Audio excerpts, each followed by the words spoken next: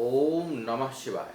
मैं हूं ज्योतिष पंडित दीपक दुबे और उपस्थित हूं जुलाई महीने का राशिफल लेकर। कैसा रहेगा यह माह, करेंगे इसके ऊपर चर्चा। और इस महीने यदि देखा जाए ग्रहों की स्थिति तो इस महीने में बुध 2 बार राशि परिवर्तित करेगा अपनी, एक बार 3 जुलाई को और उसके बाद पुनः 21 जुलाई को। शुक्र लगभग पूरे माह वृषभ राशि में रहेगा, हालांकि 26 जुलाई को मिथुन में जाएगा। मंगल कर्क राशि में आएगा 11 जुलाई को और सूर्य का गोचर होगा 16 जुलाई को मिथुन से कर्क में। क्या होगा इन ग्रहों का प्रभाव आपके ऊपर, इसके ऊपर बात करेंगे पूरे विस्तार से। नए दर्शकों को बता दूं कि जो मेरा राशिफल होता है यह लग्न पर आधारित होता है, इसके लिए आप चंद्र कुंडली या नामाक्षर को आधार ना माना करें।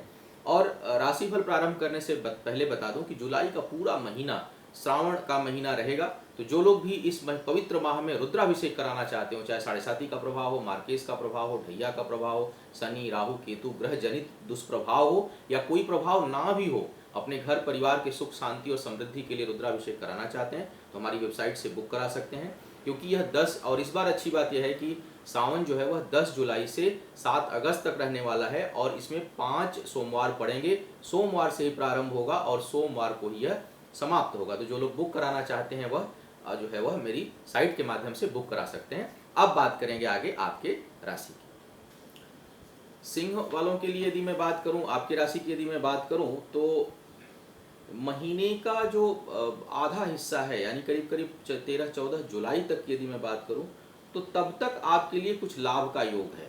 आपके पास धन भी आएगा, आय बेहतर रहेगी, किसी न किसी प्रकार से आय होती रहेगी। बुद्धि पर नियंत्रण रहेगा।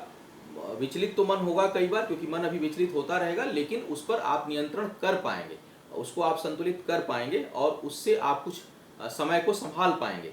उसके साथ साथ इनकम बेहतर रहेगी जैसा मैंने कहा, और कहीं जो आपके उच्च अधिकारी हैं उनके साथ संबंध भी कुछ बेहतर रहेगा, तो जिस कारण आपकी चीज़ों में स्थिरता रहेगी। लेकिन 14-15 जुलाई के बाद अचानक बिल्कुल स्थितियां बदलने वाली हैं आपके लिए।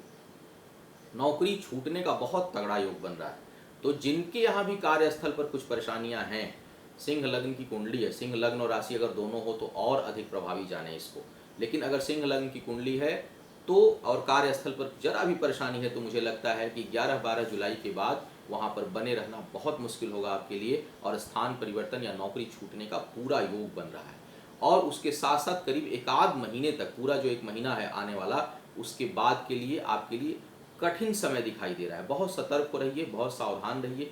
बहुत स्ट्रेस बढ़ सकता है, बहुत तनाव बढ़ सकता है, आपको संभल कर चलना होगा, सोच समझ कर निर्णय लेना होगा, तुनक मिजाजी से बचना होगा, वाद विवाद से बचना होगा।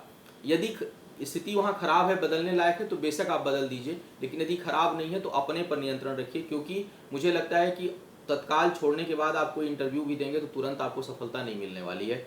आपको और जहाँ रहेंगे वहाँ भी आपको लगेगा कि आपका जो मूल्यांकन है वो ठीक नहीं हो रहा है। परिश्रम का उतना परिणाम नहीं मिलेगा, खर्च आवश्यकता से अधिक होगा, सेविंग नहीं होगी, केवल खर्च होगा, बल्कि यूँ कहूँ कि आय लगभग रुक सी जाएगी और आपके परिश्रम का उतना परिणाम आपको नहीं मिलेगा।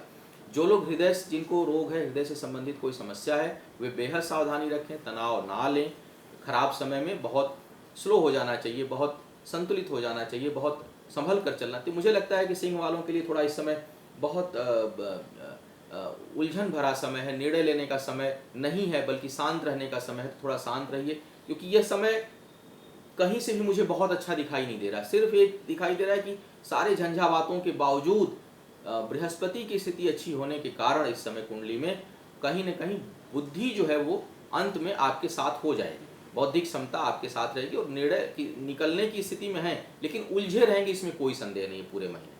तो मुझे ये जो महीना है जुलाई का, इस जुलाई के महीने में भी 11-12 जुलाई के बाद की यदि मैं स्थिति को देखूं तो यह बेहद नकारात्मक है। भाग्य बहुत सहयोगी नहीं है, पारिवारिक जीवन में कुछ तनाव रहेगा, प्रेम संबंधों में तनाव रहेगा, घर में सुख चैन महसूस नहीं करेंगे, कहीं चोट चपेट भी लग सकती है।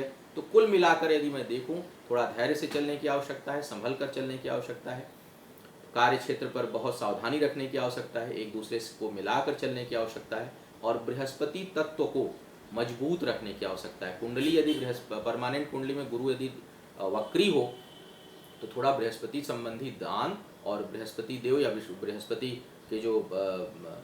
के बृहस्पति जो अंश है वो विष्णु के अंश हैं, तो भगवान विष्णु की थोड़ी थोड़ी आराधना, यानी मन को शांत रखना और सिर्फ कर्म करते रहना, इस भाव से यदि आप चलेंगे तो इस कठिन समय को आप निकाल पाएंगे। आपका आने वाला समय शुभ हो, आयु आरोग्य और ऐश्वर्य की वृद्धि हो। इन्हीं शुभकामनाओं के साथ आपसे विदा लूंगा। पुनः मुलाकात होगी किसी नए विषय पर, तब तक के लिए मुझे आज्ञा दें।